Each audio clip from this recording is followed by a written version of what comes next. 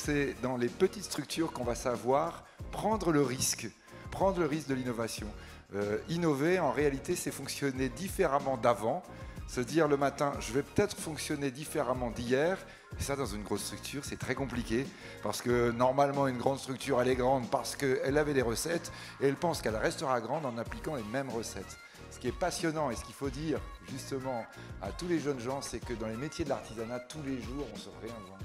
C'est plus simple parce qu'au moins de hiérarchie et c'est plus direct aussi dans une petite entreprise. Exactement. Vous mettez l'accent aussi sur les jeunes et vous croyez profondément en leurs forces et leurs atouts dans une société. Trouvez-vous justement qu'aujourd'hui on leur laisse assez leur chance? Alors peut-être pas ou peut-être oui, parce que souvent on voit une salle comme ce soir, on voit les gens qu'on a récompensés, on a vu beaucoup de jeunes. Eh bien il faut continuer en se disant effectivement que les jeunes, c'est notre avenir. Nous sommes le passé quand on a mon âge et on est en train de vous regarder en disant l'avenir c'est vous. Peut-être pas, plus peut-être. Vraiment, je vous assure. Hein.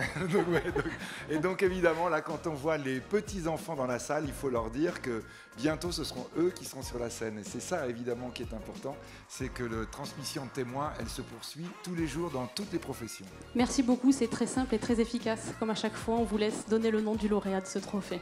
Alors, le lauréat de ce trophée tellement important, les métiers de bouche, enfin les autres étaient très importants, ils ont tous été formidables, mais les métiers de bouche, c'est tellement français, eh bien c'est au Délices de la Chouette, représenté par Monsieur Laurent Blanchard. C'est une entreprise familiale.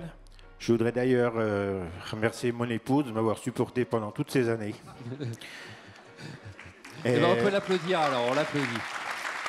Et puis toute l'équipe qui est venue ce soir me soutenir, parce que vous voyez que ça va pas vraiment très bien pour moi. Si. Voilà. Ça se passe très bien.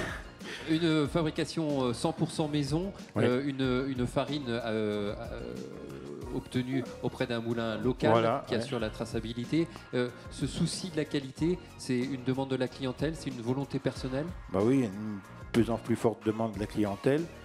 Et puis une volonté personnelle, c'est vrai que c'est très gratifiant de travailler avec des produits de la région, des produits locaux. Vrai que, elle vient d'où votre farine? Elle vient d'un moulin de Saône-et-Loire, à Baudrière, et les blés sont récoltés dans le Val-de-Saône. On essaye de transmettre notre savoir-faire, nos tours de main, et puis d'un autre côté, on espère qu'un jour eux-mêmes pourront nous apporter quelque chose, parce qu'on a toujours quelque chose à apprendre des autres, même des plus jeunes.